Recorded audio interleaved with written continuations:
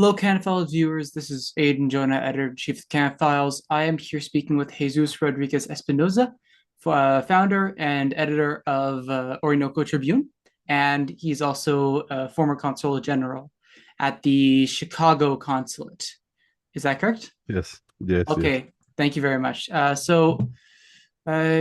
again, thank you for coming on to speak with Can Files. So, you want to talk about a very interesting time for Venezuela.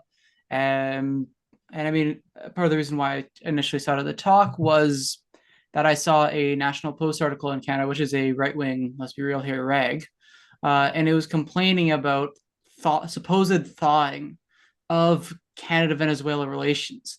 So, from your perspective, this thawing that the National Post is fear mongering, is it there even in the first place? I believe that that's an exaggeration that they took from a piece published by Bloomberg a few days before they published theirs. And because I mean the Canadian embassy operates here in Venezuela. Uh, of course, under a very low profile with basic services. So I mean, you have still been there. The gringos are the ones that were expelled from Venezuela. So we don't have a single U.S. diplomat operating in Venezuelan territory at this moment. But besides the diplomatic, scene, I believe that, I mean, there's not such a move. I believe that those are part of the, recurrent media campaign from the U.S. mostly to try to put pressure, not directly, but indirectly, using Canada as the subject of this particular narrative that the Canadians are thinking in resuming diplomatic ties with Venezuela. But first, the Venezuelans have to behave. So that's basically the narrative. And we have to have free and fair elections. That for them means that we Chavistas decide to resign for elections and give the presidency to the right wingers. You want to talk about typical America behavior? Yes. Okay, So so that's how I see it. I mean, it's basically, maybe that will happen. You never know. I don't have a magic, ball or something, but I don't see actually that is even too relevant for us in Venezuela. I mean, the Canadian operation in Venezuela, especially during Chavista times, has been very limited. for sure, but obviously Canada has not exactly been friendly towards Absolutely Venezuela. not, of No, I course. mean you could think around the attempted coup 2002. You can think about the Lima Group. I think people know enough about those issues that we're not going to get into that. But what people might have lost track of, and I mean certainly even for me, it's hard to keep track of it. With these negotiations with the opposition parties, that have been cited by the U.S. around their excuses to start importing some Venezuelan oil because their proxy war is failing so badly. Yes. Like what's the deal there? Like, how are things going on that front? I believe that the gringos are knowing that the radical Guaido operation and regime change operation did not work, that even sanctions did not work as they expected. The and in face of what is happening with energy around the world, but especially in the north and in the north of the continent and in Europe, because of the derailed sanctions against Russia and the cancellation of Russia because of the Ukrainian war. Um, they basically are using the excuse of the dialogue that we have resumed with the opposition factors to lift the sanctions and in exchange have some energy from Venezuela. So that's how I see it, basically. But one have to clarify that the gringos have not lifted any sanction. They basically ease some of them, a few of them, important one, of course, but for a limited time. And they are almost every day saying that they're trying to blackmail us with us. And that doesn't make any sense because we have already passed like 4 or 3 years of heavy sanction, aggression by the gringos, and we haven't died, and we are actually not thriving, but the economic recovery of Venezuela is visible. So in that sense, I don't see why they are trying to threatening us with, you know, uh, bringing back the sanctions again, because I mean, we won't die. Of course, that affects us. And that's why the government has been trying to negotiate, because the government, I'm talking about the Venezuelan government, is not negotiating with the opposition. Actually, it's negotiating with the gringos, because the opposition are just puppets, that just do and say what the gringos want them to say. Sadly, I'm not exaggerating. I mean, that's the reality. Yeah. So in that National Post article, by the way, one of the things that was mentioned, and it tipped my eye off to it for the first time, was this the question of the Essequibo territory dispute. So this was a territory that was given to Guyana, if I remember correctly. 1899, there was an international court decision. Um, Now, was that decision, was that an actual really well-based decision, or was that a decision that was really driven by Western interests? Of course, the second part, the last part, I mean, uh, basically what happened in 1899 is that an arbitral tribunal was set up uh, by the UK mostly after several years of Venezuelan pressure to try to stop their occupation of the east side of the Essequibo River that historically and all the maps demonstrate that facts has belonged to Venezuela, uh, even from the times of the Spanish crown. So those are not territories that get conquered or invaded or something. Those are the spaces that we inherited from the Spanish colonization. So what happened is that after several diplomatic pressure from Venezuela, uh, several years of diplomatic pressure from Venezuela, the British find a solution to stop our cry for justice on that issue.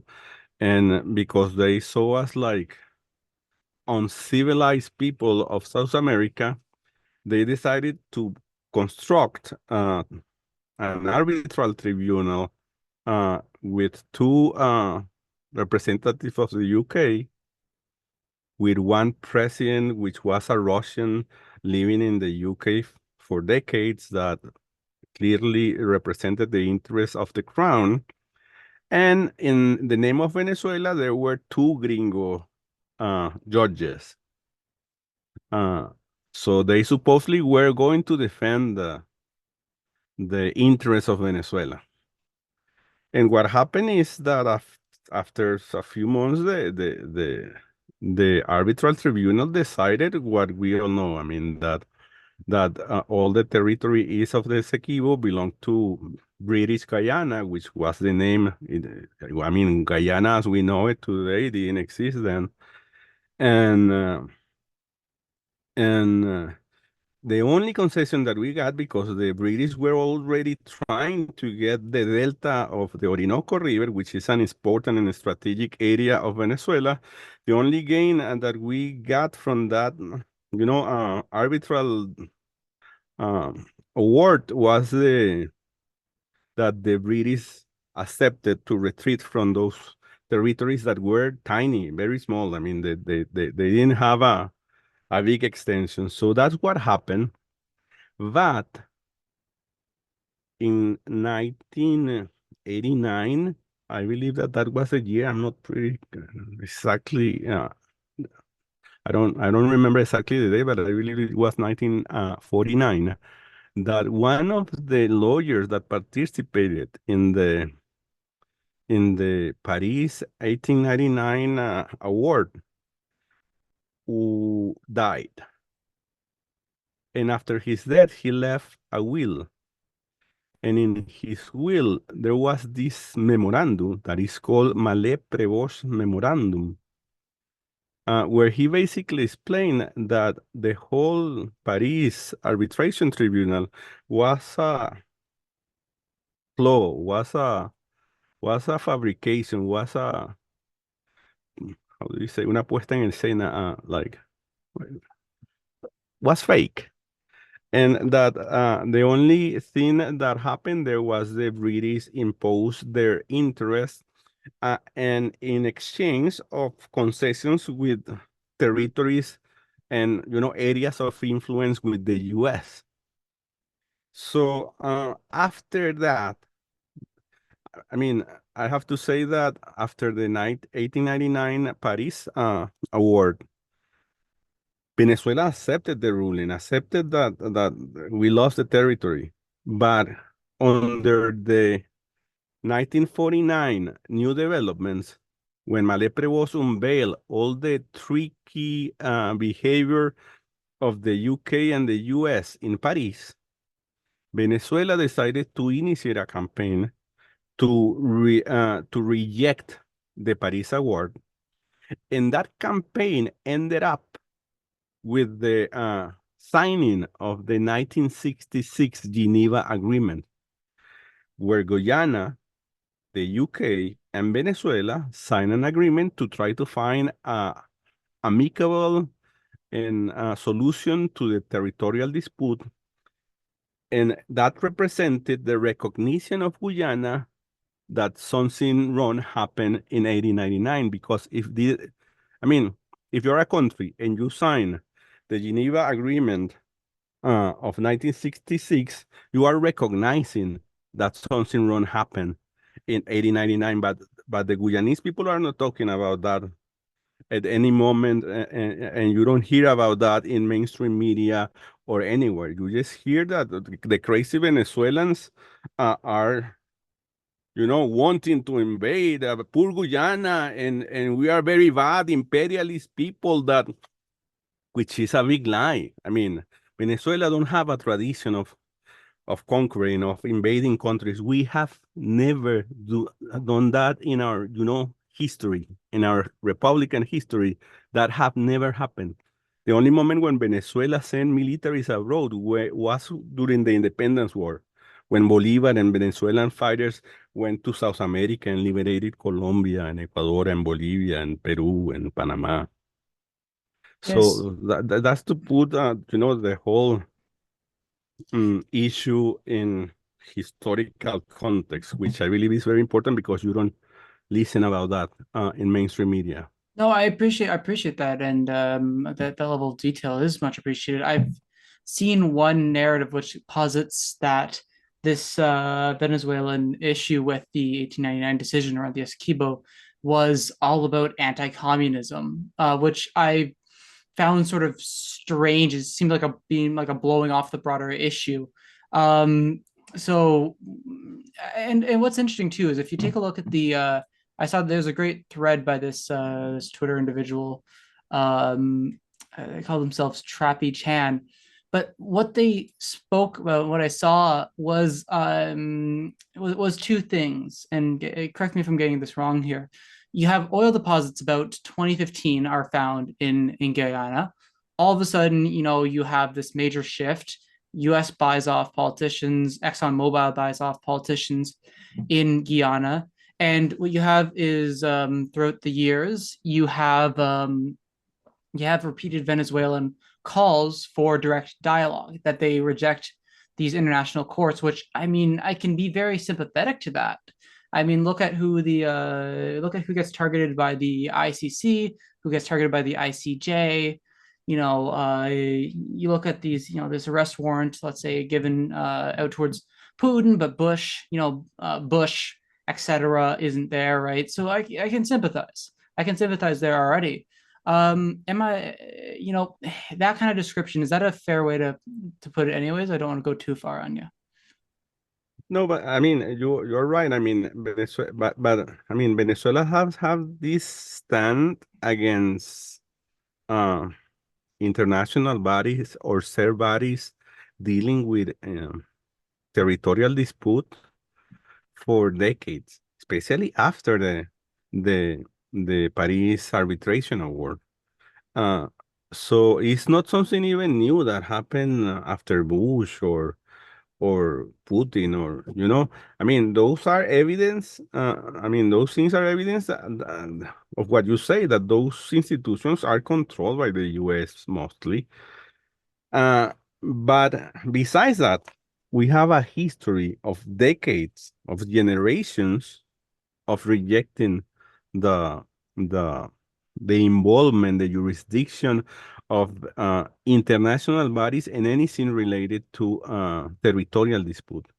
And Yeah. Venezuela have a history of losing territory uh, um, over the years after the independence. We lose territory with Colombia, with Brazil. So this time, I believe that President Maduro understood the threat of what the Guyanese government and oil corporation has been doing, and their arrogancy, Well, and avoiding the any. U.S. and the U.S. Southern Command. I think U.S. Southern Command is critical Yes, there too. yes, absolutely. And they have been, doing military drills uh, at least once a year. Yes, to say the least. Besides recurrent visits of I mean visits from the chief of the Southern Command, Laura Richardson, to Guyana. I mean, she goes there like going, I don't know, a lot. Yeah, and So, and one of the wildest parts now is, of course, this is being used by the bought-off Guyanese government as an excuse to call for U.S. military absolutely. base. But I And want to they make feel and they feel supported. They feel like, oh, what I should go and talk with Maduro because I have the gringos behind my back and they will support me. That's the approach that I believe that the elite in Ukraine Guyana 2.0. is. Yes, yes. Ukraine 2.0. I don't think that that's gonna happen. I don't. That's not the environment here in Venezuela. I mean, So and you I think believe that it's important to highlight that so because you think that so you think that outside can be Venezuela, avoided? You think that can be avoided? yes, outside Venezuela, there's this big, commotion about Venezuela invading Guyana. That's not part of our discussion here. Zero. I mean, there, of course, when you listen and read that narrative is, getting that big, you begin to get worried because maybe that's something that they might try to do, create an skirmish to try to ignite something bad that no one is talking about in Venezuela. So all the things that we have been doing in recent months on that issue are not military related. Of course, the Ministry of Defense have made some statements like any Ministry of Defense will do, especially because the Guyanese people has been granted concessions on areas, on waters that are not even part of the Essequibo dispute, that belong to Venezuela, that are not delimited yet, but are not part of the Essequibo territorial dispute. Do you understand what I'm trying to tell you? I mean, they are giving concessions in waters that almost 100%, if we sit with the Guyanese one day, are going to be recognized as Venezuelan waters. And I mean, and any Ministry of Defense of any country will, react in harsh terms when the sovereignty of your country is at stake. And that is what's happening when a neighbor country give oil concessions in your territory.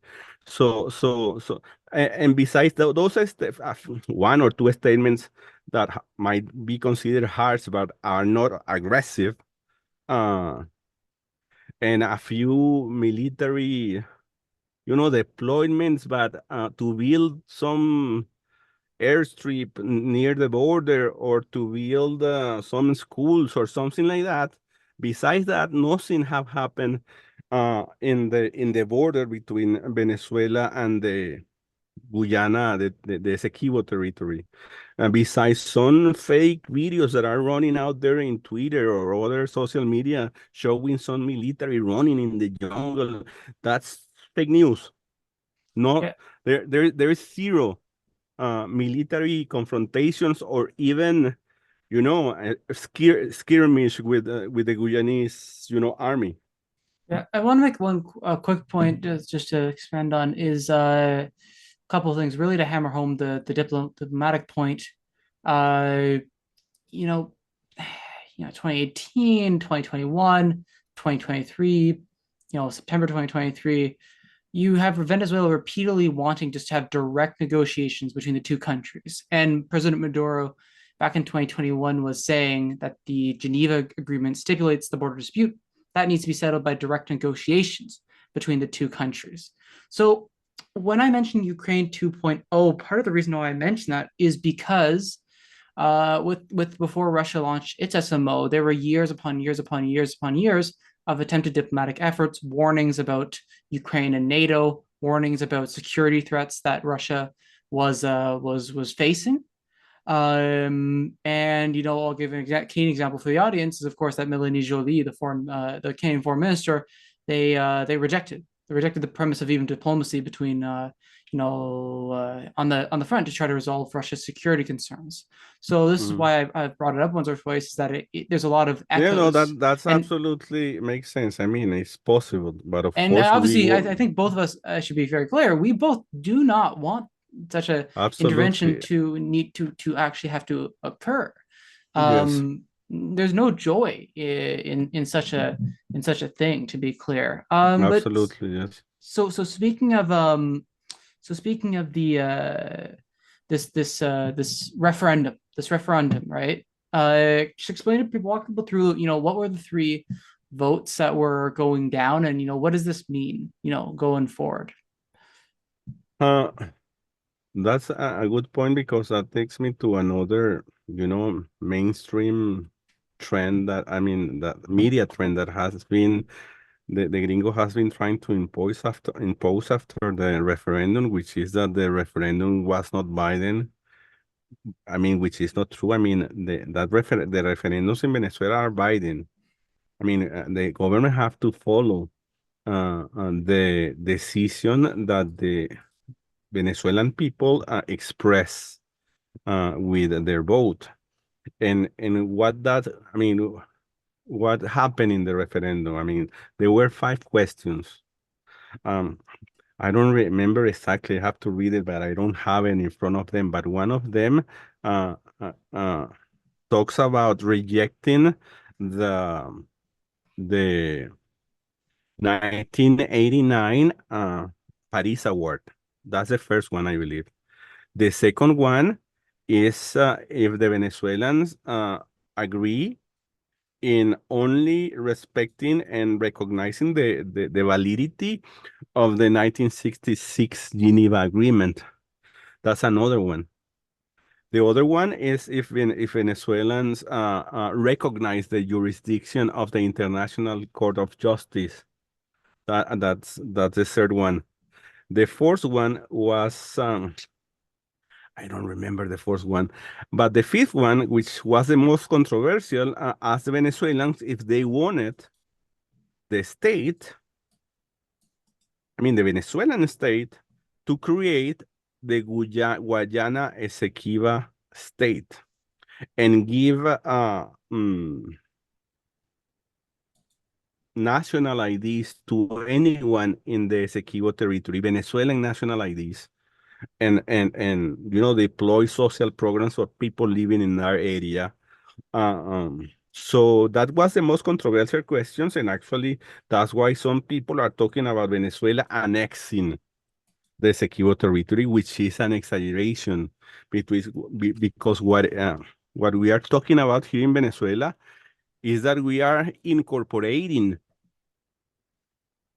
symbolically incorporating the territory of the Essequibo territory to Venezuela. Because before that, it was something that we call zona en reclamación, reclamation zone, or To be something like clear that. on one thing quickly, symbolic, right? So it's okay. That's important. I mean, that's the way I see it, because it doesn't represent that we are going to annex that territory by force or something like that. It's just a symbolic incorporation that will allow us to exercise in a more comprehensive way sovereignty over that territory. So it's not a With the limit, guarantee. So it's not a with the guarantee of limit. annexation. Okay. I mean, with the limitations that international law put on us. And Venezuela is a country that always has been respecting international law, but under the current circumstances, Venezuela needs to play hardball. You know what I mean? I mean, it's the only way, it's the only option we have in face of the current, environment and the current events. So that's why I believe, and that's what also President Maduro said today when he announced several measures on this issue, that what is going to happen, and Maduro just announced that today, is that President Maduro sent a law for the creation of the Guayana Essequibo state. So that's going to happen. That's going to happen very soon. But he also announced several other measures, like creating an special military zone. Venezuela is divided for defense purposes in military zones, and President Maduro announced the creation of the Essequibo Territory Military Zone, and he appointed a general for that position. And he also announced that he was going to create social programs to help the people living in that area, which was part of the question in the referendum, and to give them IDs. He also announced that he was going to create a law to define, to protect the environment and define um, national parks and protection areas in that territory. He also announced, and that was very important, that he was going to give oil corporations that were granted concessions in those recent concessions by Guyana, that he was giving those corporations 3 months to reject exploiting the area. And if they don't, they won't be allowed to do business with Venezuela. So those are diplomatic, peaceful ways, very astute, if you ask me, to try to deal with a situation that is putting the territorial integrity of Venezuela at risk. At least the perspective, at least the territory that we as Venezuelans have seen as ours for decades, for generations. So this is not something that was invented by President Maduro or by President Chavez. I mean, Venezuelans for decades have seen the Essequibo territory as part of our territory. But we have lacked exercising more sovereignty or implementing more comprehensive and strong approach toward exercising sovereignty over that territory within the law, respecting the international law, and that's why I believe that what will happen is what President Maduro already announced, but I believe that what will happen is that Venezuela, at least I wish that will happen, Venezuela will somehow promote the population of, the establishment, the establishment of new urban enclaves in the area, trying to promote people to move to that area, try to improve infrastructure, try to improve telecommunications, which is an important tool, peaceful tool that we should use in order to try to gain support from the Guyanese people. I mean, different On initiatives, the, are but you saying on the border, on the borders on the around the border Essequibo, right? area. Yes, yes, yes. Okay. That's what I hope could happen. But of course, you never know what the plans of the gringos are, and I cannot say that military confrontation is impossible. That will be responsible for me to say. But I don't see it at this moment, at least. I don't see it like something that is being discussed in Venezuela, at least publicly, Yeah, certainly. And or among there's, the people, you know? yeah, certainly. And like I said, this is where this to me is, if things go badly, it will be Russian SMO 2.0. And I think we can both certainly hope 1,000,000% over that it doesn't. But, people, like I said, I mentioned diplomacy and I mentioned the Russia situation because that's the trend with the Western backed these puppets, is you have people that are angry, angry, angry at their government. And then the government refuses to have dialogue, refuses to engage, refuses to address concerns. Their puppet, their real master, the United States, the West, refuses to address security concerns. So That's a the people go possibility, behind. absolutely. The But people, something interesting that happened on Sunday, yeah, during the day of the referendum, is that the Guyanese president, for the first time, tried to do something that smells a little bit like recognizing that there is a problem. And he tweeted something about he basically tweeted a photo of him talking with the Cuban president Miguel Diaz-Canel and with San Vincent Prime Minister uh, um, Ralph Goncalves, that are very close allies of Venezuela, of Chavista Venezuela, and he posted something. Of course, he was not saying that he was changing his approach, but he wrote something like in this vein, like, I'm talking with the presidents of Cuba and San Vicente to let them know that Guyana won an area, peace area, whatever they call it in the CARICOM, and that he will do whatever to guarantee peace or whatever. So I mean, it was not a complete change of approach, but it indicates something. I believe that maybe it hints that maybe this Guyanese president is trying to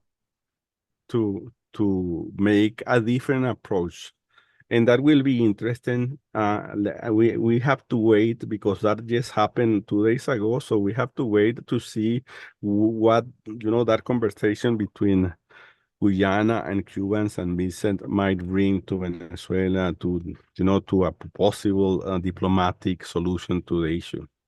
certainly diplomacy is the way forward. The point Yes, I was trying to make certainly was that, because I see people saying, well, people in Guyana aren't in favor of the Venezuelan decision, therefore bad. But yes. if you look at, and therefore people in Some people Guyana, say that why we didn't ask the Guyanese people. Okay, we cannot. I mean, how can we and conduct a referendum in that area? I mean, it's and complicated. there's a precedent. There's a precedent for this kind of consolidation behind a government that seems frankly corrupt and is completely serving Western interests. It happened in Ukraine. It happened in Ukraine, and Yeah, look at how well that went for the Ukrainian left. So I mean, I'm saying that flat out of concern. Consolidating behind in the short-term interests that serve Western imperialism is going to end badly unless we can have a hopeful diplomatic solution to this I issue. was I was reading today's a piece about that was published in Black Agenda report that was lame because they were mixing half truths with lies and with exaggeration and twisting reality. I don't remember. I wasn't going to name names, but I was frankly I, referencing yeah, the article. but that Black reminds me Agenda of what report. you say about the mixing anti-communism, but out of context, and trying to make this particular complicated situation with on the Essequibo territory something related to ideological stance or something like that. Of course, there is a confrontation between imperialism and anti-imperialism. And Venezuela represents anti-imperialism. And of course, Guyana and the UK represent are the hardcore imperialist, countries. And Guyana plays for them. I mean, plays their tune, and that's sad because in history, Guyana has had at least some progressive government that have represented better the interests of the Guyanese people, but that's not the situation right now. And I really don't know. I'm not an expert in Guyanese politics, but from what I hear and what I try to read from there, it looks like everyone is united against the bad Venezuelans there, which is weird because you might expect that at least some anti-imperialist people there will recognize that, that there's something wrong, there's something smelly, in what is happening. And you have to take also into consideration that Guyana is not only having a territorial affair with Venezuela, I mean, a territorial dispute with Venezuela, they also have a territorial dispute with Suriname.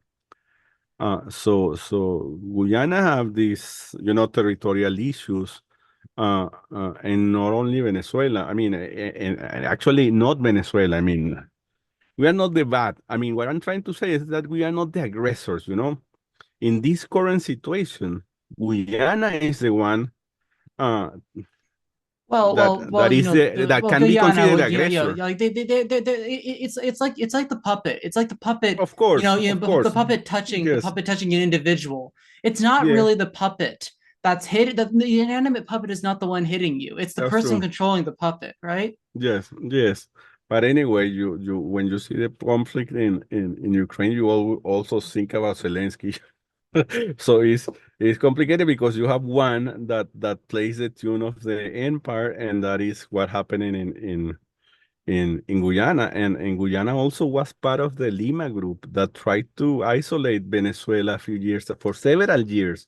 Well, Essentially, well, that that group would add to security concerns, huh? yes, that group was created by Canada under U.S. directions, of course, but Guyana was part of it. And they attacked diplomatically Venezuela, and they tried to isolate Venezuela, and they played the tune of the U.S. and Canada, and that didn't end up well. I mean, Venezuela resisted that aggression as we has been resisting all the terrible aggressions from the U.S. in Europe in recent years. And that somehow says something about the strengths of Chavismo that has been heavily affected by the crisis created by all these attacks, but that is still strong. And the results of the referendum show that strength, if you ask me. I mean, with a participation, with a turnout of almost, I believe that 50% of the electoral roll voted in the elections, in the referendum, I mean. And out of that 50%, if you average the approval of the questions, I believe that 96 or 97% of the people voted for the options promoted by the Venezuelan government. And that's a victory. That cannot be understand different as a victory of Chavismo, but you cannot also attach that victory only to Chavismo, because I'm sure that there were not many, not the majority, but there were some anti-Chavistas that voted in that referendum because they know the repercussions of not doing something about what is happening. You know what I mean? Yeah. By the way, I did find the list of referendum questions, so I'll link that That's fine. in the video I description. I don't remember the fourth one. That's the one that I. Fourth one, do you agree to oppose through all legal means Guyana's attempts to unilaterally assert control of the ocean pending delimitation legally in violation of Exactly. the international law, That's which would that's connect to your point about the oil deposits, right?